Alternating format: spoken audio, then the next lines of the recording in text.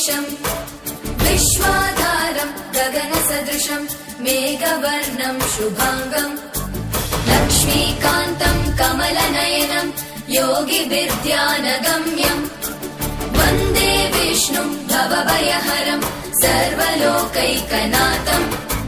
शान्ताकारम् भुजगशयनम् पद्मनाभम् सुरेशम् विश्वाधारम् गगनसदृशम् मेघवर्णम् शुभाङ्गम्